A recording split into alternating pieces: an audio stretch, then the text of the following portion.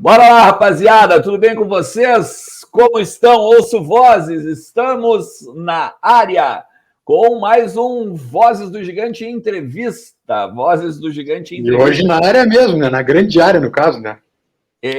Na grande área, na pequena área, na marca da Cal, enfim. Estamos aí com o grande Lauro, campeão da Sul-Americana.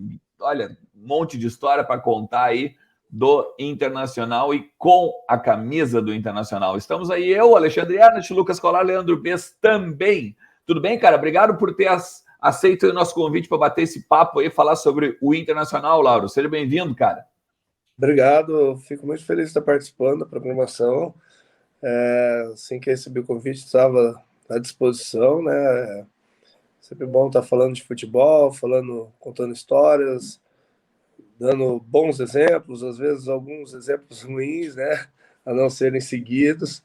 Então, prazer estar participando. Muito legal. Leandro Bez, Lucas Colar, tudo bom, gurizada? Tudo bem, tudo bem. Como eu digo, é o meu quadro preferido aqui do canal, Voz do Gigante Entrevista, né? Onde a gente consegue relembrar histórias muito bacanas, né? Do Inter, seja de conquistas, né? Com protagonistas de títulos, né? Que é o caso do Lauro, né?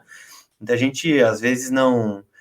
Eu acho que a Sul-Americana é um título meio subestimado do Inter, às vezes, assim, né? Porque teve time que ganhou a Libertadores e que não teve a metade da dificuldade que o Inter teve na Sul-Americana, por exemplo, né? Cara, Boca Juniors, Grêmio, Católica, Estudiantes, Chivas, foi uma campanha, olha, copeira do Internacional aí, certamente muita história para falar. Eu mais à frente também quero perguntar sobre La Plata, lá, Quilmes, depois a gente entra nesse assunto aí também. Show de bola. E aí, Benço? Tudo bem? O Lauro, bom, grande figura, né? O Lauro tem desempenho marcante, sobretudo, como lembrou bem o Lucas, na Sul-Americana, mas também na Libertadores de 2010, né? Enfim, às vezes o jogador que não está exatamente no time, mas está no grupo, é tão importante quanto, né? E o Lauro, a gente vai conversar depois, foi fundamental na Libertadores, num episódio específico também, em La Plata, mas olha, teve uma participação fundamental naquele momento. Lauro, como é que tu chegou no Inter? Tive a oportunidade de trabalhar com o Abel Braga em 2003 pela Ponte Preta e no ano de 2008 eu estava disputando o Campeonato Paulista pelo Sertãozinho e o Muriel e o Renan, eles pegaram a hepatite A e o Abel me indicou para ir para o Inter. Acabou não dando certo essa contratação. Alguns meses depois, com a saída do Renan para o futebol espanhol, Valência, né? A diretoria passou essa indicação para o Tite e o Tite aprovou. E foi assim que aconteceu a minha contratação, né? Chegando para disputar a posição com o Klemer ali, com a saída do Renan. Como é que foi essa experiência, assim, né? Porque a gente, até ontem o Índio estava falando conosco, né? E o Klemer, nesta reta final de 2008, já estava mais para aposentadoria do que provavelmente como um titular, né? O Renan era o titular do gol do Inter quando tu chega. Como é que é chegar num clube grande como o Inter e ter como concorrente, né? Talvez se não o maior goleiro da história do clube. Eu tive antes a passagem pelo Cruzeiro, né? E fiquei 2 anos na sombra do Fábio, né? Quando eu tive uma oportunidade para jogar, eu joguei apenas 4 jogos e tive uma lesão. Então, quando eu recebi essa segunda oportunidade de estar indo para um time grande e com a mesma dificuldade, né, de disputar a posição com um goleiro de nome, eu pensei, tenho que me preparar, porque senão você sempre a sombra, né? Então, quando cheguei no Inter, sabia dessa responsabilidade, dessa cobrança, pressão, mas estava bastante determinado para quando tivesse que jogar bem. E foi bastante rápido, né? Em menos de um mês ali eu estava tendo a oportunidade para jogar contra o Goiás e já começar a disputar uma competição internacional, né? Então foi rápido, bom que estava bem preparado. Porque é uma posição um tanto ingrata também, né, ô Lauro? Porque tu vê, ou o goleiro ele se lesiona e dá oportunidade para outro, Ou é difícil, assim, por exemplo, ter uma troca a ponto de, ó, o outro tá melhor, ou tem, de repente, uma questão de mais uma fase, enfim, para, de repente, ter testes. É difícil tu conseguir desbancar o titular, né? Essa é uma posição mais difícil que tem no futebol, né? Porque vive muito daquilo que você treinou, se preparou. Tem também a questão da torcida, com a empatia do treinador. Então, para um goleiro passar pelo outro é bastante complicado, né? Sempre é uma coisa mais demorada. Uma coisa é você testar um atacante, testar um lateral. Agora, testar um goleiro fica mais complicado, né? Então, a gente, quando começa, já sabe disso, né? Então, preparado também para essas dificuldades, né? Que é de ter a oportunidade de jogar, de se firmar no clube e ser titular aí por vários anos.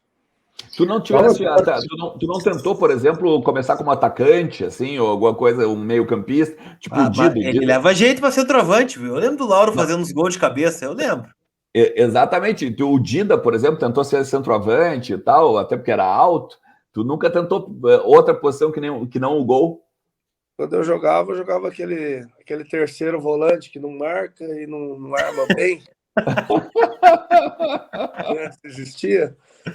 E apareceu uma oportunidade para mim de fazer um teste na melhor escolinha de Andradina, que fazia os jogos, né, fora da cidade, que tinha estrutura, né, que tinha lanche também nos intervalos dos treinos. Então, eu fui lá fazer o teste como goleiro, porque era a única posição que eles estavam precisando, e passei. Então, daí que eu comecei a jogar, mas se eu fosse jogador de linha, com certeza não teria virado absolutamente nada. O Lauro, tu participou da montagem, né? Talvez de um dos melhores Inter dos últimos anos, que é o time do Tite, né? Como é que foi aquela construção em 2008 ali, sobretudo? E você sentiu aos poucos, conforme a Sul-Americana ia avançando, que dava para ser time campeão naquela temporada, apesar de todos, como lembrou o Lucas, todos os adversários difíceis que o Inter pegou naquela campanha? Eu acho que valeu muito da inteligência do Tite, né? De pegar e entender que o futebol ele já estava mudando, né?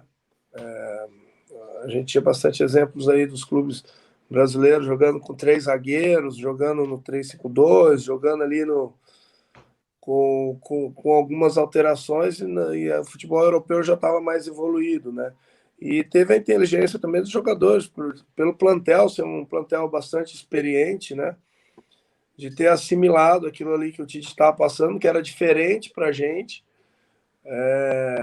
Jogar, por exemplo, praticamente 4 zagueiros, né? Não ter o lateral apoiando tão para frente, e outras variações do esquema que ele montou, e que depois foi campeão na Libertadores com o Corinthians, né?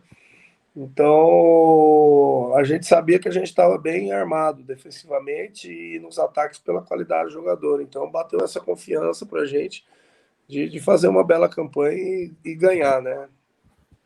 Quando é que deu aquele estalo de vai dar para ser campeão? Eu lembro daquele jogo contra o Boca, né? Bato fez um jogaço contra o Boca, né? Ainda quase pegou o pênalti do Riquelme também. Foi aquele jogo que deu o estalo assim, não, aqui tem algo que a gente vai levar.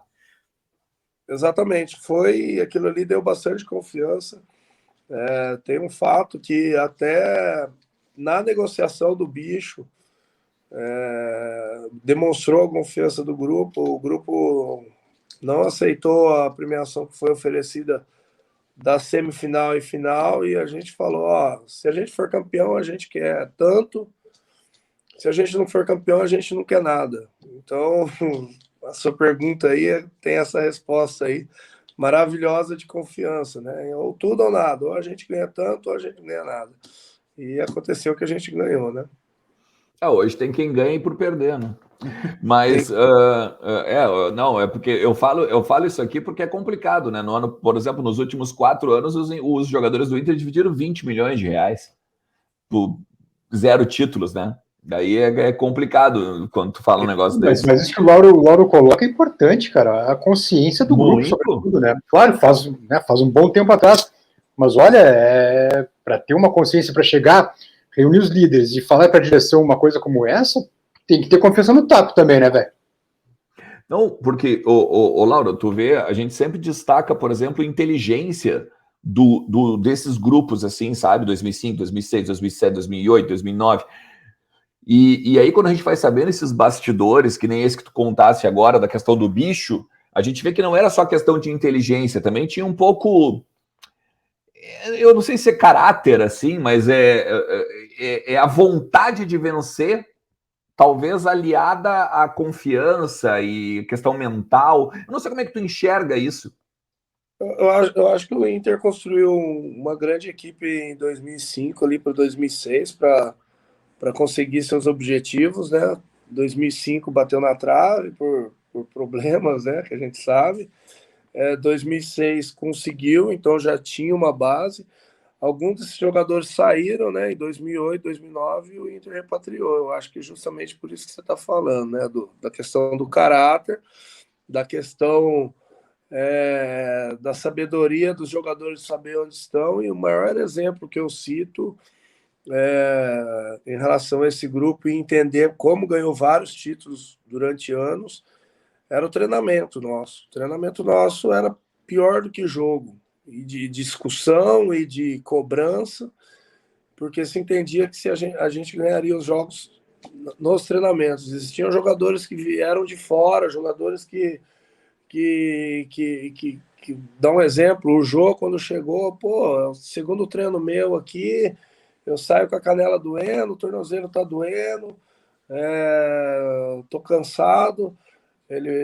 E o Tinga, por exemplo, de virar para ele no vestiário e falar: aí, amigo, aqui para jogar é difícil, viu? Aqui para jogar tem que ralar no treino, porque senão os caras vêm do Júnior engole nós, vem um adversário engole nós.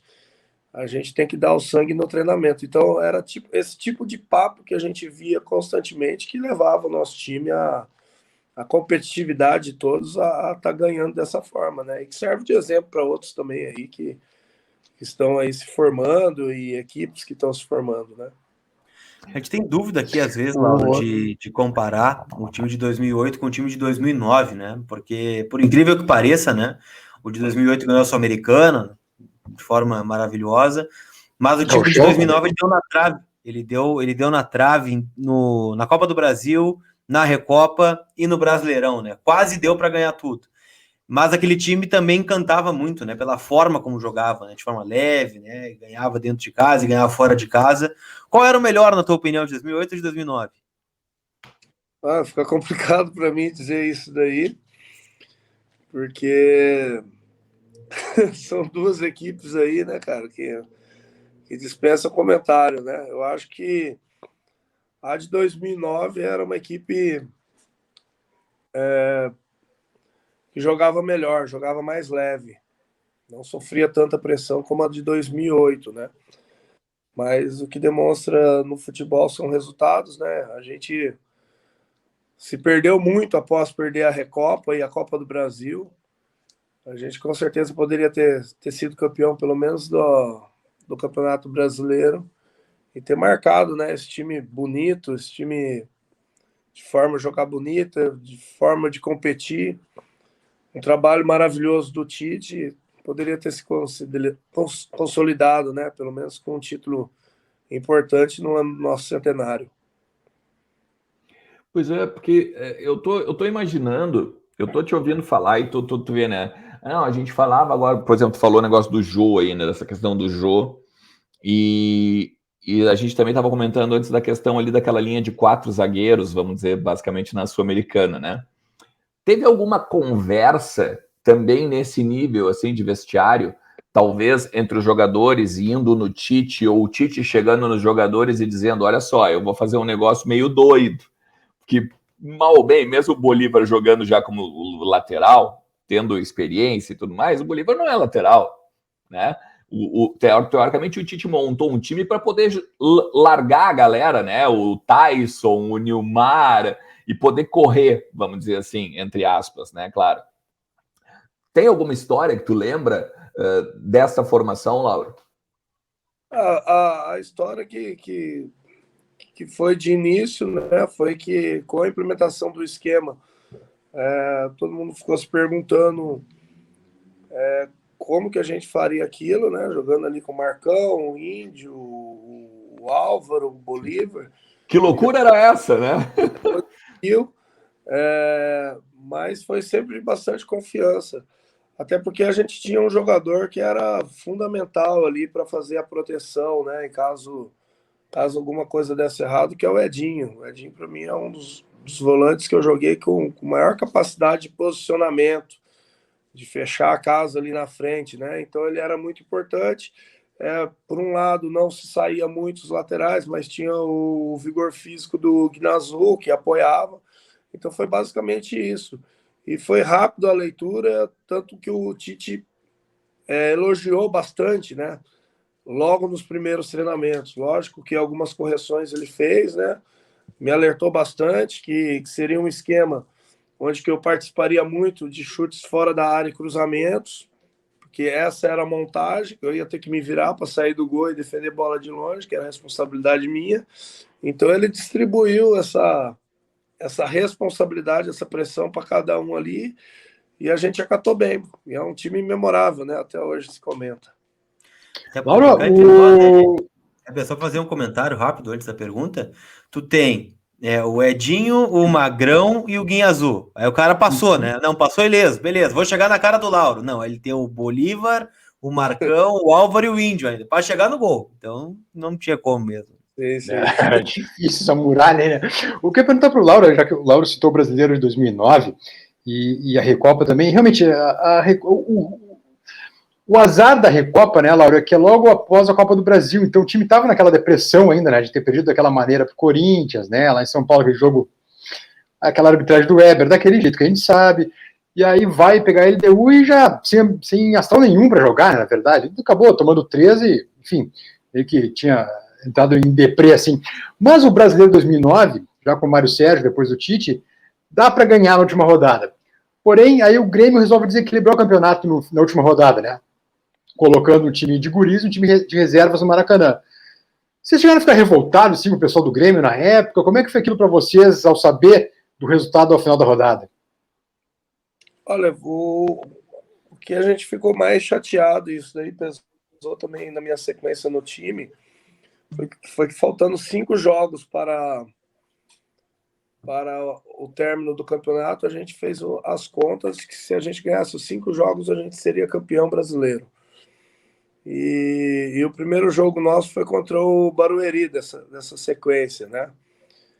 E nós empatamos esse jogo lá, perdemos vários gols, e eu tive a falha no gol, né? Falhei, uma falha ridícula. E quando a gente chegou no jogo contra o Santo André, a gente sabia que se a gente tivesse cumprido aquele jogo de Barueri, a gente teria sido campeão, sem depender do Grêmio.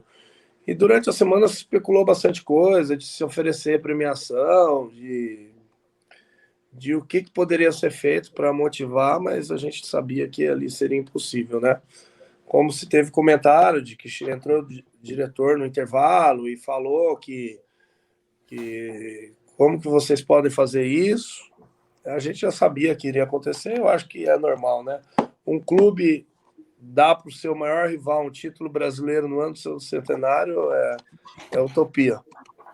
O próprio Douglas Costa falou várias vezes, né? O Douglas Costa tem uma cena marcante quando ele entra nesse jogo, né? O Flamengo faz o segundo gol e entra e fala assim, ó, deu, acabou, não tem mais chute a gol, não chuta mais. Então, Mas é que hoje, beleza, a gente falar sobre isso hoje, além de revolta, de causar revolta e tal, a gente até acha normal.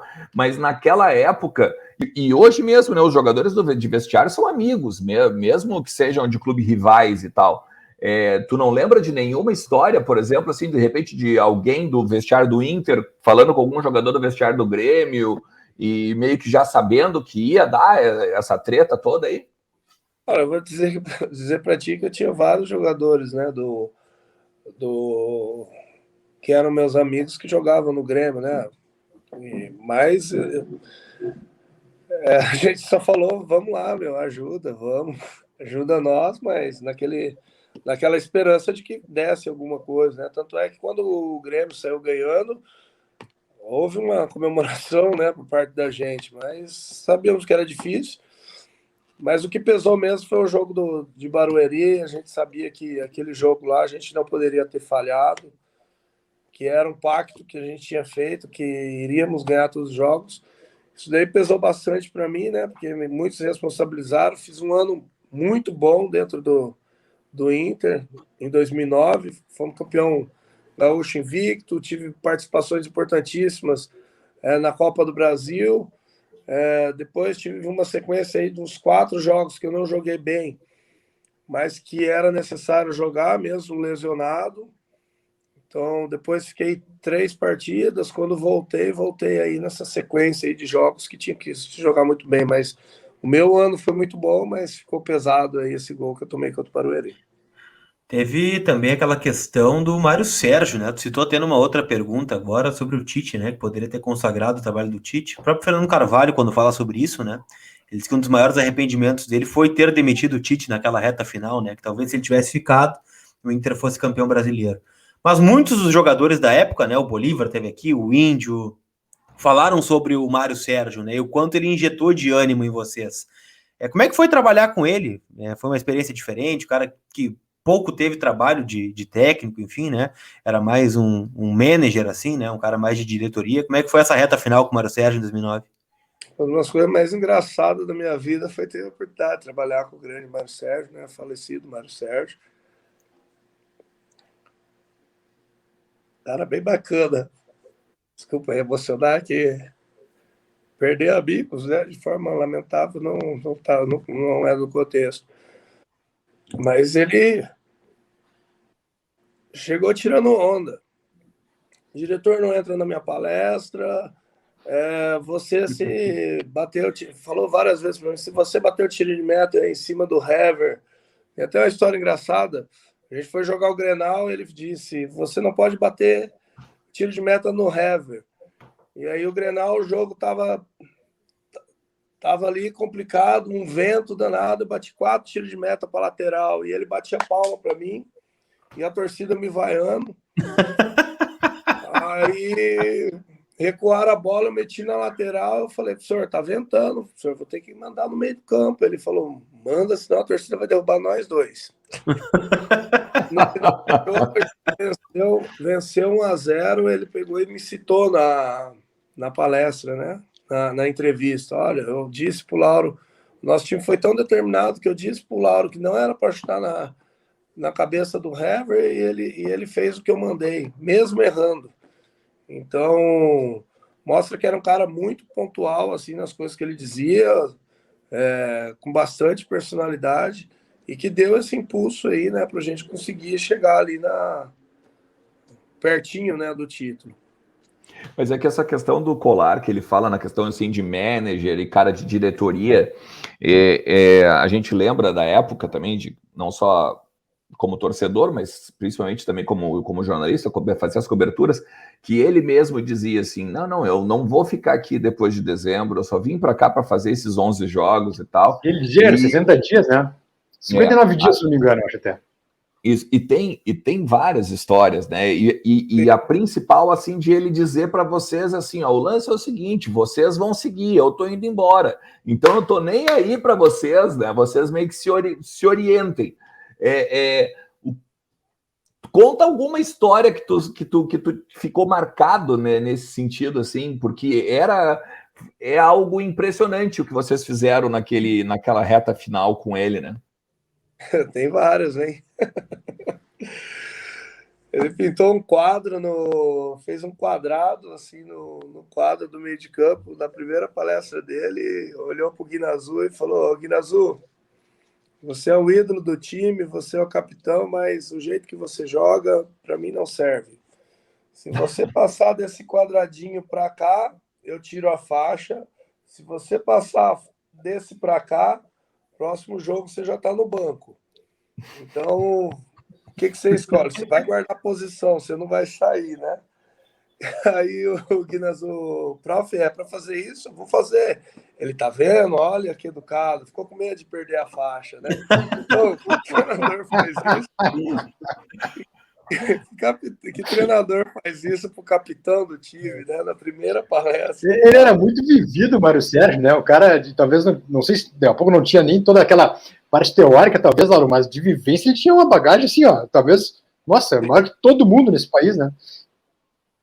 Sim. Extremamente inteligente, né? As suas colocações.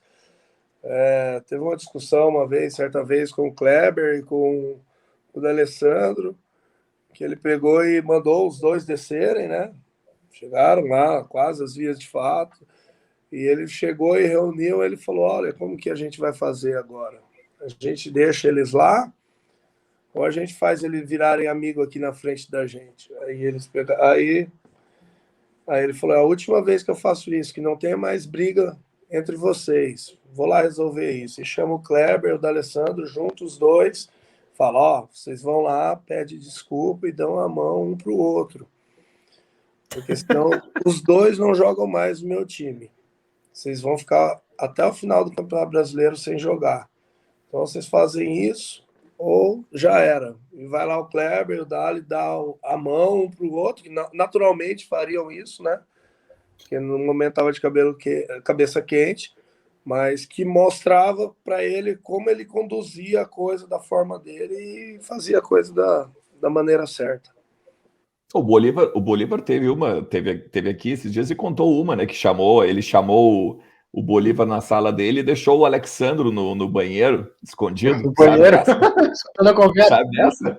E daí aí o Mário chegou e disse: pois é, tô daquele jeito aqui, tô precisando mudar o time e tal. O que tu acha disso? O que tu acha daquilo? Não sei o quê. E daí chegou na hora do centroavante e o Alexandre no banheiro. E o Alexandre no banheiro, ouvindo a conversa.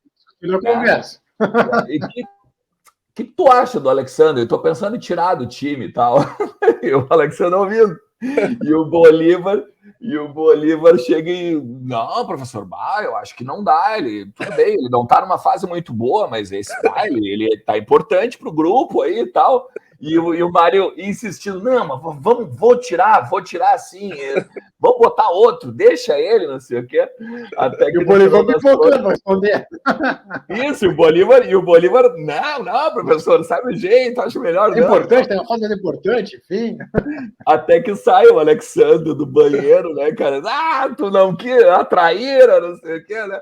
Então, é muito engraçado, cara, ouvir essas histórias. Por isso que a gente pede, né? Tu vê, essa história do quadradinho aí a gente até conhecia, mas essa do Kleber e do D'Alessandro não, né? Teve a do treino também, que o Mário esqueceu do treino, que o Bolívar contou também. Do treino dele. Era o treino de manhã e vocês chegaram... Foi no Joaquim de noite, esqueceu do treino. Que loucura, cara. Legal mesmo. Mas, Lauro, nossa senhora. Vamos falar também sobre... Mas eu tenho uma perguntinha sobre o Lauro antes. Né? Deixa eu só perguntar uma coisa pro Lauro antes. Vai. Hoje, talvez o principal nome do time hoje, né, após o Alessandro, com quem tu também jogou, seja o Tyson, né? Que tu viu surgir da base pro time profissional, né? O que tu acha do Tyson hoje? Vendo o Tyson aí hoje, enfim, um cara já maduro, um cara líder de time, hoje líder de vestiário. O que te parece o Tyson nesse Inter atual? Acho que o Tyson surgiu muito bem, né, dentro do futebol. Foi por um campeonato que era complicado, né, para engrenar, para conquistar, e ele conquistou bem, né, vários anos, né, um destaque. E voltando ao Inter com uma responsabilidade que eu acho que não precisava ter colocado de capitão. Acho que o Tyson, ele é muito mais parceria, alegre, motivador do que fazer cobrança para jogador, Resumindo, acho que o perfil dele não é, né? Não sei como está hoje em dia, mas acho que tinha que deixar ele mais solto para jogar e levar a galera, vem comigo, do que essa menos preocupado com problemas, assim, tu quer dizer, talvez, Lauro? Exatamente. Eu acho que não esse é o meu lado, né? Como já fui profissional, de enxergar. E lógico, tá com as dificuldades, né, de engrenar, né? Como com a questão física, com a questão de adaptação de jogo. Mas é uma pessoa maravilhosa, né? Tem o respeito de todo mundo, um cara bacana. extremamente acessível, né? E que vai dar muitas alegrias para o Inter, né? Eu torço bastante para que as coisas aconteçam para ele, que ele se ajeite ali com os jogadores, né? A maneira que melhor fica taticamente para ele render o melhor, que os jogadores se esforcem, né? Para que ele tenha essa liberdade de criar e de crescer dentro do clube.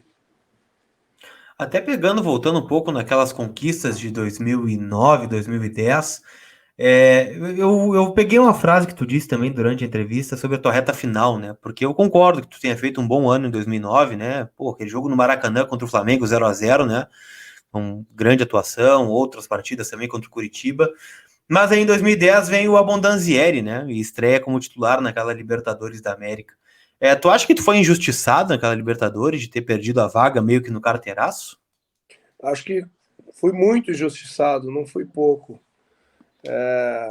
O argumento da fala do Fossati para que eu não fizesse o jogo da Libertadores é que eu não estava preparado, né? Em 2008 eu tinha jogado a Sul-Americana, 2011 eu jogo a Libertadores junto com o Celso Roth e a gente disputa a primeira fase e o destaque do time sou eu junto com o D'Alessandro em rendimentos de partida, né? Então, por que em 2010 eu não estaria? Faltando uma semana para iniciar a competição, se contrata outro goleiro, né? Eu sou avisado no vestiário que eu não vou jogar, nem no treinamento no dia anterior eu fui avisado que eu não estrearia na Libertadores, né? Eu acho que a maneira que agiu, né? A maneira normal dentro do futebol, mas que eu não aceito. Agora, uma das coisas que mais me prejudicou dentro do Internacional lógico, né? Tive falhas, tive erros, tomadas de decisões, falas que não foram boas, não é culpa dos outros, né? Mas se você perceber, todo grande goleiro que faz uma grande trajetória no clube, ele sempre segue com a sua retaguarda, né? No Internacional, em 4 anos, eu tive 4 treinadores de goleiro diferentes. Então, essa mudança aí para você ter uma constância, para você não ter lesão, para você ter rendimento, para no momento que você está na baixa, você seguir, precisa de um trabalho, de uma confiança com alguém, e isso daí comigo foi alternando, foi trocando e a minha atuação também foi oscilando. Tu foste avisado pelo Fossati que tu não ia jogar ou por alguém da diretoria, enfim? Não, por ninguém. Chegou na palestra, apareceu o nome do Abondanzieri na frente de todo mundo. Os caras me olharam assim, normal do futebol. Sim, mas porque que aí que tá. Sabe por que eu tô batendo nisso? Pelo seguinte, porque a gente já entrevistou o Fossati aqui também. E o Fossati, por exemplo, ele deixou muito claro que ele teve problemas com alguns jogadores. Né? E depois a gente levando para o que ele fala e também para a pessoa que a gente acreditava que era o Bolívar, a gente chegou nessa, vamos dizer assim, o que ele falou e o que o outro falou.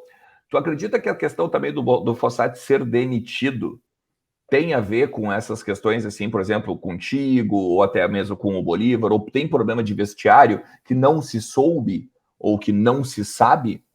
Não, comigo no Fossati não teve problema nenhum, porque com tudo que ele fez para mim, eu nunca abri a voz para ele, nunca reclamei dele de nada.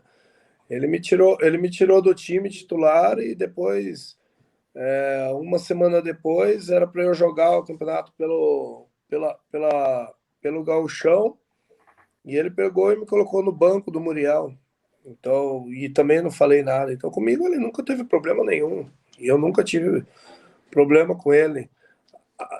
E, aliás, eu aprendi muito com ele, né? Como treinador, né? As convicções, como se trabalha um time para disputar jogos decisivos, né? A confiança deles no resultado.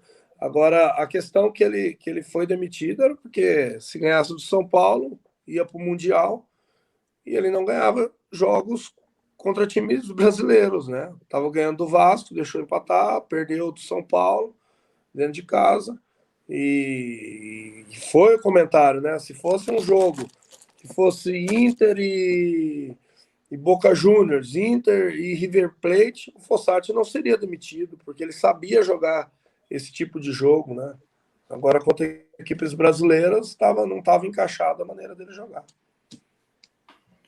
Agora que tá só nós aqui, conta para nós o que aconteceu lá em Quilmes, né? Que do nada, né, o Inter classifica, estoura uma confusão no fim do jogo e tu consegue aí uma confusão contra, sei lá, 68 argentinos mais ou menos, dá um pique que eu jamais conseguiria repetir o teu pique até o vestiário. Mas conta para nós os bastidores daquela confusão no fim do jogo. Pode contar mesmo? Claro, pode. Não, aqui é liberado, aqui é tranquilo. Pô, Aqui, E aquele jogo foi... era uma Aquele jogo rivalidade foi antiga coisa já, de- desde 2008 também, né? Ah, sim. Jogo de cinema aquilo lá, jogo de filme, né? Começa com a minha história na final contra o Estudiantes, que o De Sábato cuspe em mim várias vezes durante o jogo, me chama de macaco. E já tinha tido aquele problema com o grafite, que na época era meu amigo também. E antes do jogo, um amigo meu chega e fala: Lauro, você não vai saber pela imprensa ou por outro. Você vai saber por mim. O Inter contratou o Renan. Daí eu peguei, falei, contratou o Renan vem para jogar, né? Tchau, Lauro. Acaba o jogo. Tá o De Sábato brigando com o goleiro, como o Danzieri, agredindo, brigando ali com o Ney. A hora que eu vejo, eu lembro daquilo ali, né? Que o Renan tá contratado. O cara me xingou durante vários jogos, né? Cuspiu em mim. Eu quis ali dar uma revidada, né? E aquilo ali custou bastante caro para mim depois. Essa é a história do soco do De Sapo, né? Também defenderia se ele não tivesse feito nada para comigo, se eu não soubesse, defenderia igual, porque um goleiro sempre tem uma proteção com o outro, né? E ali ele estava sendo covarde com o Albandazieri, dando cabeçada, dando soco. Então foi esse o problema que eu tive com ele, né? E depois, corrida pro vestiário. o amigo que tu disse que te contou, amigo do Inter ou amigo da bola, assim? Não sei se tu pode dizer o nome dele, ou enfim, como é que foi essa história? Tá, mas é um amigo que trabalhava ali na diretoria e me falou isso. Lógico que eu saberia logo depois, né? Mas ele me quis contar porque é uma pessoa bastante íntima minha. Depois tive a punição, né? Com a questão da Libertadores e fiquei fora aí no restante dos 4 jogos. Mas a medalhinha tá em casa. Mas a medalha tá em casa. Com certeza, tá na estante. A pergunta que a gente sempre faz é a seguinte: teriam sido campeões sem o Celso Rotti, com o Fossati continuando? Eu acredito que sim, sinceramente, porque o trabalho do Fossati era bom. Você vê, então, como eu falei, eu tive grandes aprendizados com o Fossati. Então, ele cobrava o clube, ele cobrava o grupo daquilo que ele acreditava que era o resultado para o jogo e não admitia, né? Outro resultado que não fosse aquele. Então, essa confiança, né, que tem o sul-americano de jogar ali no limite, mas jogar com a estratégia e com as regras do jogo, né? Eu acho que ele faria isso bem também contra o São Paulo, no jogo de mata-mata, né? O jogo que ele estava tropeçando seriam jogos ali que eram jogos que eram de campeonato, de ponto corrido, então existia uma diferença ali. Acho que ele conseguiria também o título. É porque ele ganhou um jogo só fora, né? E se o objetivo era, digamos, ganhar fora ou ganhar de times brasileiros, né? Não, na Libertadores não ganhou nenhum, na verdade, né? Fora de Não, casa. não, é verdade, fora de casa ele não ganhou nenhum, é verdade, é verdade. Eu achei que era contra o Banfield, mas também não. Perdeu quase todas fora. Que loucura. Tu acha que o Inter se preparou mal para o Mundial, Lauro? Acho que sim. Acho que a distância que teve, né, do título ali para o Mundial e um Campeonato Brasileiro que a gente não aspirava muitas coisas. Deu uma baixada na competitividade, né? 3 meses antes já se falava se ia poupar jogadores. Então, quando a gente chegou lá, a gente encontrou um novo ambiente, né?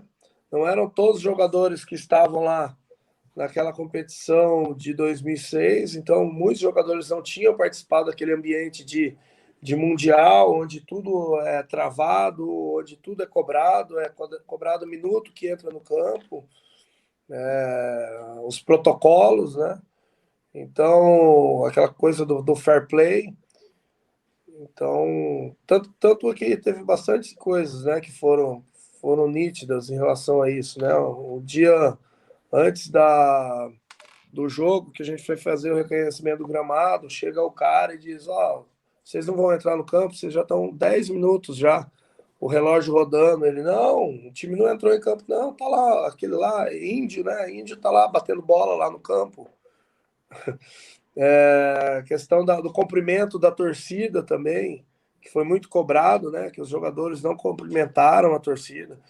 Então, acho que todo esse movimento aí tirou o foco que fez com que perdêssemos o jogo, né?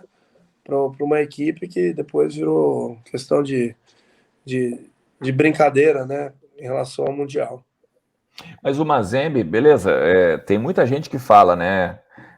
Se tu pegar as estatísticas do jogo, tu olha ali pelo número, né? Não, o Inter massacrou o Mazembe, né? Porque o Inter tem muita chance de gol, tem isso e aquilo, né? O Mazembe, até, eu não lembro se eu acho que foi, não lembro quem é que nos falou, os guris, me ajudem aí, que, por exemplo, o Inter poderia chutar 3 dias a gol e não ia entrar a bola, sabe? Foi meio que o dia do não. Mas, no bastidor, o Fernando Carvalho, por exemplo, conta uma história aqui para nós, de que houve muito deslumbre, assim. Houve, não salto alto, não é salto alto, mas assim, tinha ali os torcedores no saguão, o hotel estava cheio de torcedor, aí tinha a rádio da capital, né, com um estúdio dentro do hotel, era aquela coisa de qualquer momento era só falar com os caras, e teve... o Inter há pouco tempo também tinha vencido a Inter de Milão em Dubai, né? Isso, e teve também uma sessão de fotos daí, né, toda bonitão lá dentro do Beira-Rio e tal. Tu concorda com essa questão do deslumbre, assim? Acho que quanto a isso daí, tem que...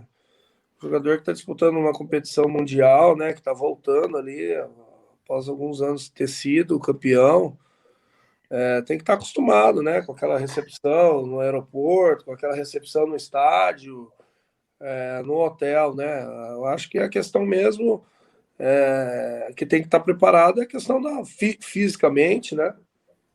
E concentração, na hora que entrar no campo, executar. Se a gente jogasse 10 vezes, a gente iria ganhar 7 aí do Mazembe. Nossa equipe era muito melhor do que o do Mazembe, mas que tiveram coisas ali que atrapalharam, né? O foco de uma equipe de chegar lá e bater de frente e passar, com certeza faltou, né? E a gente pagou caro por isso, né? Bastante caro aí, todo mundo sofreu bastante depois com as cobranças. Eu lembro, que tem quando a gente vai falando com bastidores, as pessoas, tem um cara que me diz sempre assim, o problema do Inter de hoje é que falta pau no vestiário, falta porrada, falta cobrança, assim, de olho no olho e reclamar mesmo, pô, tu fez errado, não sei o quê, sabe, cobrança. E aquele vestiário lá no intervalo, assim, não se cobrou, vocês estavam abatidos, vocês estavam... Como é que estava, assim, o relacionamento? Estava tranquilo, assim, hoje tu olha, assim, e tu não pensa, puta, se tivesse aquilo ali, a gente talvez tivesse mudado o resultado do jogo. Foi um vestiário abatido, assustado, porque a gente estava correndo risco ali sério, né, de passar vergonha, de perder o objetivo, né? São coisas aí fortes, né? E ali eu vi uma palestra muito forte ali do Celso Roth, que tentou de todas as formas ali incentivar e de acordar e buscar, mas que também não surtiu efeito, né? Então, serviu de lição dura aí para nós colorados, né? Para nós jogadores, que depois foi bastante triste, os ânimos, né? A desconfiança no futebol de cada um. Bah. Qual o melhor atacante que tu pegou num treino do Inter? Que eu tive a oportunidade de trabalhar, assim, foram vários ali, né? De categoria, né? Mas destaco ali para o Nilmar. O Nilmar é um cara que era diferenciado, era um jogador aí que era para ter batido aí grandes clubes do futebol mundial, grandes destaques, se não tivesse tido as lesões, pela inteligência dele, pela rapidez dele, né? E mesmo assim construiu uma carreira maravilhosa no futebol. E um grande amigo que eu tenho. Mauro, e tu segue de alguma forma ligado ao futebol ou parou de vez? O que tu tá fazendo da vida aí? Então, eu tô morando em Porto Alegre. O último ano, agora com a pandemia, eu morei em Florianópolis, né? Coisa Morando mal, hein? Garoto. Eu pensei, se é para ficar trancado em casa, que seja com vista para o mar, né? Não aqui no meu apartamento. Boa. Então, morei lá. Eu tinha já uns projetos já de fazer alguns cursos ligados a futebol, ver com o que se aproveitaria aí com o meu perfil, as expertises aí que eu adquiri durante 20 anos de profissão. O que eu fiz agora foram 2 cursos. Fiz agora com um grande amigo meu, que é o Felipe Chimenez, um curso de gestão do futebol. Estou agora projetando aí um curso de aptidão aí também, para focar alguma coisa legal dentro do esporte que eu possa ir bem, né? Não basta só chegar uma hora, dizer que é treinador de goleiro, outra hora eu sou treinador, outra hora eu sou empresário, outra hora eu sou gestor. Então, uma coisa bem fixa para definir e talvez seguir e voltar para o futebol. Caso não dê certo, a gente tem aí várias áreas aí que a gente pode atuar, pode estar buscando também. Mas uma coisa é certa, a saudade do futebol, ela fica sempre. Já trabalhou como preparador de goleiros? Não sabia. Só não tive oportunidade, não. Ah, bom. Eu digo nessa questão de pegar e projetar e definir, né, o que eu vou fazer. Acho que seria o mais fácil para mim, né, ser treinador de goleiro. Trabalho com a posição, consigo detectar. Sempre vejo grandes goleiros se formando e anos depois concretizando aquela visão que tive, né? Então, é a expertise minha, né? Trabalhei bastante. Quem sabe aí no futuro aí a gente pode estar trabalhando de volta. Tu acha que essa é a maior dificuldade do jogador de futebol, depois que para, achar um lugar para manter, não só a questão profissional, mas para se manter ligado ao mundo da bola? Acho que o jogador, quando ele termina, né? Ele tem algumas opções dentro mesmo do esporte de futebol, mas ele vai um pouco perdido, né? É o que a gente analisa. Por isso que eu estou 2 anos aí, já recebi algumas propostas já de trabalho para se juntar à comissão técnica, se juntar a clubes, a assumir categorias de base, para iniciar, né? Mas eu relutei um pouco justamente por isso, para não entrar perdido lá e só entrei por meu nome. Eu tenho que ter uma base forte para passar para alguém, para não ficar passando vergonha lá, tá aí só porque foi jogador de futebol, entendeu? Lógico que a bagagem que eu tenho, um cara pode estudar há 15 anos, que às vezes ele não vai adquirir em algumas coisas, né? Mas um cara que jogou futebol, para ele ser comentarista de futebol, para ele trabalhar na área do rádio, ele tem que ter uma preparação, ele tem que ter uma convicção ali de coisas que ele está fazendo para ele não se perder ali e ficar passando vergonha depois, né? É isso que eu não quero dentro do futebol, passar vergonha tentando fazer uma coisa que eu não sei. Que legal. Gurizada, olha, por mim tá legal. Muito boa a entrevista, muito bom esse papo com o Lauro, hein? Nossa. A gente gosta, Lauro, a gente gosta muito desse quadro aqui que a gente tem no canal, porque a gente gosta de trazer os ex-jogadores, os campeões, os ídolos do clube, porque a gente consegue trazer também esses bastidores aí que tu falasse, essas histórias que às vezes explicam um pouco do porquê ganha, do porquê perde, né? Que bom que, graças a Deus, a gente consegue trazer muito mais pessoas que ganharam, né, do que perderam no clube. Com certeza, gente. Eu fico feliz aí por ter participado do programa. Acho que é um papo bem gostoso, né? Que vocês conseguem abordar e deixar à vontade, né? Na verdade, quem deixa a gente à vontade são vocês, né? E para estar aí passando aí e dando referência, né? Para quem cobra também, né? O torcedor, às vezes, saber o que acontece dentro e é a dificuldade, né? Aceitar um pouco mais, de repente. E lógico, sempre torcendo aí pro Inter fazer boas campanhas, fazer uma campanha boa, terminar bem o ano que vem já volta ao normal, a gente espera com torcida, rendas normais, né? Aquela movimentação de vendas de camisa, propagandas, e que o Inter esteja bem colocado aí para ano que vem já dar o start novamente aí nas suas campanhas, né? Show de bola. Gurizada, a gente agradece muito aí a audiência, a paciência de vocês. Obrigadão. E, obviamente, mais uma vez ao Lauro, né? Por ter aceito o nosso convite aí para gravar esse bate-papo legal para vocês. Obviamente, a gente também te pede, né? Antes de deixar aqui o vídeo, dá um joinha para nós aqui. Dá um joinha para nós que a gente vai seguir bastante com esse quadro aqui ainda, o Voz do Gigante Entrevista. Não é inscrito no canal? Tu sabe, tem um botãozinho aqui embaixo, inscrever-se. Te inscreve, ativa as notificações, que aí todos os vídeos que entrarem no ar tu vai receber no teu celular, beleza? Um forte abraço para vocês e a gente segue com a programação normal do Voz do Gigante ao longo da semana. Valeu aí! Tchau, tchau!